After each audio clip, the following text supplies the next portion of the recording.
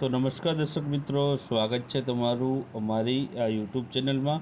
તો આજના વિડીયોમાં આપણે છે બનાસકાંઠા જિલ્લા વિશે માહિતી મેળવવાના છીએ. તાજેતરમાં જ છે બનાસકાંઠા જિલ્લામાંથી વાવ થરાદ જિલ્લો છે અલગ કરવામાં આવ્યો છે. આ વાવ થરાદ જિલ્લો મિત્રો છે જે ભૂપેન્દ્રભાઈ પટેલ છે તે મુખ્યમંત્રી છે તેના સમયમાં અલગ થયો છે. હવે મિત્રો વાવ થરાદ જિલ્લામાં છે અડધો ભાગ છે તે વાવ થરાદ જિલ્લામાં વયો ગયો છે અને બાકીનો ભાગ હવે છે બનાસકાંઠા જિલ્લામાં રહ્યો છે. તો જે બાકીનો રહેલો ભાગ છે તેમાં શું શું માહિતી રહી છે તે તમામ માહિતી આપણે આ વિડીયોમાં કવર કરવાનો પ્રયત્ન કર્યો છે. વિડીયો પસંદ આવે તો વિડીયોને લાઈક કરજો અને વિડીયોને શેર કરજો. તો ચાલો આપણે વિડીયોની શરૂઆત કરીએ. તો પહેલો પ્રશ્ન છે કે બનાસકાંઠા જિલ્લાની જે સ્થાપના છે તે ક્યારે થઈ હતી? તો ઓપ્શન આપેલા છે તેમાંથી જવાબની વાત કરીએ તો જવાબ આવશે ઓપ્શન એ આવશે 1 મે 1960ના રોજ છે બનાસકાંઠા જિલ્લાની સ્થાપના થઈ હતી. એટલે કે ગુજરાતની જ્યારે સ્થાપના થઈ હતી ત્યારે જેટલા જિલ્લા હતા ત્યારે જ મિત્રો છે બનાસકાંઠા જિલ્લાની સ્થાપના કરવામાં આવી હતી. એટલે કે 1 મે 1960ના રોજ છે બનાસકાંઠા જિલ્લો બન્યો હતો. ત્યારબાદ આગળનો પ્રશ્ન જોઈએ તો બનાસકાંઠા જિલ્લામાં કેટલા તાલુકાઓ આવેલા છે? તો ઓપ્શન આપેલા છે તેમાંથી જવાબની વાત કરીએ તો જવાબ આવશે તેમાં ઓપ્શન બી 6 જેટલા તાલુકાઓ હાલમાં રહેલા છે. અગાઉ મિત્રો 14 જેટલા તાલુકા હતા, હવે છે 6 તાલુકાઓ છે બનાસકાંઠા જિલ્લામાં જોવા મળે છે. આ 6 તાલુકાઓ ક્યાં ક્યાં છે? તો અમીરગઢ, ડીસા, દાંતા, દાંતીવાડા, પાલનપુર અને વડગામ. આ 6 તાલુકાઓ આ પ્રમાણે રહેલા છે. ત્યારબાદ બનાસકાંઠા જિલ્લાનું મુખ્ય મથક કયું છે? તો બનાસકાંઠા જિલ્લાનું મુખ્ય મથક પૂછવામાં આવે તો તેનું મુખ્ય મથક કયું આવશે? તો આમાં જવાબ આવશે ઓપ્શન સી આવશે. પાલનપુર છે તે બનાસકાંઠા જિલ્લાનું મુખ્ય મથક રહેલું છે. ત્યારબાદ આગળનો પ્રશ્ન જોઈએ તો બનાસકાંઠા જે છે તેનું મુખ્ય મથક પાલનપુર છે તો તેનું પ્રાચીન નામ શું છે? તો પ્રાચીન નામ પૂછવામાં આવ્યું છે. તો ઓપ્શન આપેલા છે તેમાંથી જવાબની વાત કરીએ તો જવાબ આવશે ઓપ્શન બી આવશે. પ્રહલાદનગર છે તે પાલનપુરનું પ્રાચીન નામ રહેલું હતું. ત્યારબાદ આગળનો પ્રશ્ન જોઈએ તો આગળનો પ્રશ્ન છે કે સોલંકી વંશના શાસક સિદ્ધરાજ જયસિંહનો જે જન્મ ક્યાં થયો હતો જેની નોંધ છે પ્રબદ્ધ ચિંતામણીમાં ગ્રંથમાં જોવા મળે છે? તો સિદ્ધરાજ જયસિંહના જન્મની વાત છે તો આમાં જવાબ શું આવશે? તો જવાબ આવશે ઓપ્શન સી. પાલનપુર તાલુકામાં છે સિદ્ધરાજ જયસિંહનો છે જન્મ થયો હતો. ત્યારબાદ આગળનો આપણે પ્રશ્ન જોઈએ તો આગળનો પ્રશ્ન છે ભીમદેવ પ્રથમના મંત્રી વિમલ શાહે કુંભારિયાના દેરા તથા આરાસુરના મંદિરનું નિર્માણ ક્યાં કરાવ્યું હતું?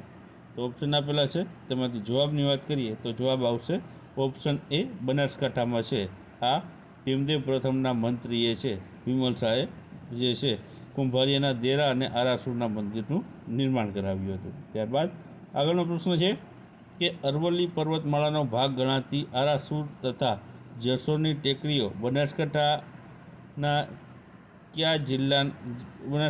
જિલ્લાના કયા તાલુકા વચ્ચે આવેલી છે? તો ઓપ્શન આપેલા છે તેમાંથી જવાબની વાત કરીએ તો જવાબ આવશે દાંતા અને પાલનપુર. આ 2 તાલુકાઓ વચ્ચે છે મિત્રો જે છે આરાસુર તથા જેસોરની ટેકરીઓ છે તે આવેલી છે. ત્યારબાદ આગળનો પ્રશ્ન છે બનાસકાંઠા જિલ્લાનું નામ કયા નદી પરથી પડ્યું છે? તો ઓપ્શન આપેલા છે તેમાંથી જવાબની વાત કરીએ તો જવાબ આવશે ઓપ્શન સી આવશે. બનાસ નદીના નામ પરથી છે બનાસકાંઠા જિલ્લો એવું નામ છે રાખવામાં આવ્યું છે. તો બનાસ નદી ઉપરથી જે મિત્રો બનાસકાંઠા જિલ્લો બન્યો છે. ત્યારબાદ આગળનો પ્રશ્ન છે કે સમગ્ર ભારતમાં વુલેસ્ટોનાઇટ ખનિજ માત્ર બનાસકાંઠા જિલ્લાના કયા તાલુકામાં મળી આવે છે? તો ઓપ્શન આપેલા છે તેમાંથી જવાબની વાત કરીએ તો જવાબ આવશે ઓપ્શન એ આવશે. પાલનપુર ખાતેથી છે આ વુલેસ્ટોનાઇટ નામની ખનિજ માત્ર ભારતમાં આ એક જ જિલ્લામાં છે તે મળી આવે છે. ત્યારબાદ આગળનો પ્રશ્ન છે કે ગુજરાતનો સૌથી વધુ તાપમાન છે બનાસકાંઠા જિલ્લાના કયા તાલુકામાં નોંધાય છે? તો સૌથી વધુ તાપમાન પૂછવામાં આવ્યું છે ગુજરાતનું તો આમાં જવાબ આવશે ઓપ્શન ડી આવશે. ડીસા ખાતે મિત્રો છે સૌથી વધુ તાપમાન છે ગુજરાતમાં જે બનાસકાંઠા જિલ્લાના ડીસા તાલુકામાં જોવા મળે છે. ત્યારબાદ આગળનો પ્રશ્ન છે કે સુગંધોનું શહેર અને નવાબી નગર કોને કહેવામાં આવે છે? તો આમાં ઓપ્શન આપેલા છે તેમાંથી જવાબની વાત કરીએ તો જવાબ આવશે ઓપ્શન સી આવશે. પાલનપુરને મિત્રો છે સુગંધોનું શહેર અને નવાબી નગર તરીકે ઓળખવામાં આવે છે. ત્યારબાદ આગળનો પ્રશ્ન જોઈએ તો આગળનો પ્રશ્ન છે કે સરદાર પટેલ દાંતીવાડા કૃષિ યુનિવર્સિટી ક્યાં આવેલી છે? તો બનાસકાંઠા જિલ્લાના કયા તાલુકામાં આવેલી છે? તો જવાબ આવશે ઓપ્શન સી, દાંતીવાડા તાલુકામાં છે આ સરદાર પટેલ દાંતીવાડા કૃષિ યુનિવર્સિટી આવેલી છે. ત્યારબાદ આગળનો પ્રશ્ન છે કે બાલારામ અભયારણ્ય કયા તાલુકામાં આવેલું છે? તો બાલારામ અભયારણ્ય મિત્રો કયા તાલુકામાં આવશે? તો જવાબ આવશે ઓપ્શન સી, પાલનપુર તાલુકામાં છે આ બાલારામ અભયારણ્ય આવેલું છે. ત્યારબાદ આગળનો પ્રશ્ન છે કે જેસોર રીંછ અભયારણ્ય કયા તાલુકામાં આવેલું છે? તો રીંછ માટેનું અભયારણ્ય જેસોર કયા તાલુકામાં આવેલું છે? તો જવાબ આવશે તેમાં ઓપ્શન એ આવશે, અમીરગઢમાં છે આ જેસોર રીંછ અભયારણ્ય આવેલું છે. ત્યારબાદ આગળનો પ્રશ્ન આપણે જોઈશું તો આગળનો પ્રશ્ન છે કે દાંતીવાડા બહુહેતુક યોજના કઈ નદી પર બાંધવામાં આવી છે? તો આમાં ઓપ્શન આપેલા છે તેમાંથી જવાબની વાત કરીએ તો જવાબ આવશે ઓપ્શન સી આવશે, બનાસ નદી ઉપર છે મિત્રો આ દાંતીવાડા જે છે બહુહેતુક યોજના છે બાંધવામાં આવેલી છે. ત્યારબાદ આગળનો પ્રશ્ન જોઈએ તો આગળનો પ્રશ્ન છે કે અંબાજી માતાનું મંદિર અરવલ્લી પર્વતમાળાના કયા ડુંગર પર આવેલું છે? તો આમાં ઓપ્શન આપેલા છે તેમાંથી જવાબની વાત કરીએ તો જવાબ આવશે ઓપ્શન બી આવશે, આરાસુર જે છે જે ડુંગર તેના ઉપર છે આ અંબાજી માતાનું છે જે મંદિર છે બનાસકાંઠા જિલ્લામાં આવેલું છે. ત્યારબાદ આગળનો આપણો પ્રશ્ન જોઈશું તો આગળનો પ્રશ્ન છે કે બટાકાના ઉત્પાદન માટે જાણીતું જે શહેર અથવા તો પ્રખ્યાત શહેર કયું છે? તો ઓપ્શન આપેલા છે તેમાંથી જવાબની વાત કરીએ તો જવાબ આવશે આમાં ઓપ્શન ડી આવશે, ડીસા છે તે બટાકાના ઉત્પાદન માટે છે ખૂબ જ જાણીતું શહેર ગુજરાતમાં રહેલું છે.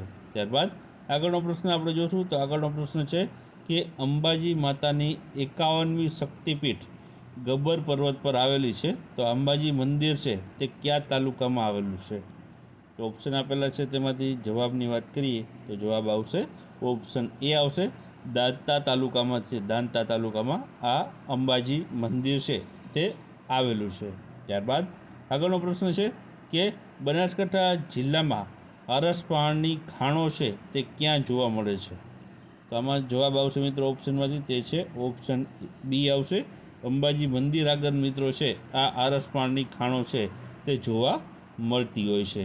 ત્યારબાદ આગળનો પ્રશ્ન જોઈએ તો આગળનો પ્રશ્ન છે કે પ્રસિદ્ધ લેખક ચંદ્રકાંત બક્ષી અને શૂન્ય પાલનપુરી જે બનાસકાંઠાના કયા તાલુકાના હતા? તો મિત્રો આ પ્રસિદ્ધ જે છે જે ગુજરાતના લેખકો છે ચંદ્રકાંત બક્ષી અને છે શૂન્ય પાલનપુરી તો તે બનાસકાંઠાના કયા તાલુકામાં છે?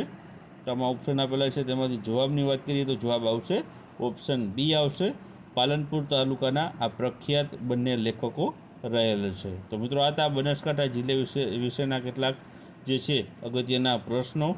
મિત્રો હજી છે ફૂલ માહિતી છે જે બનાસકાંઠા જિલ્લાની અપડેટ થયેલી નથી.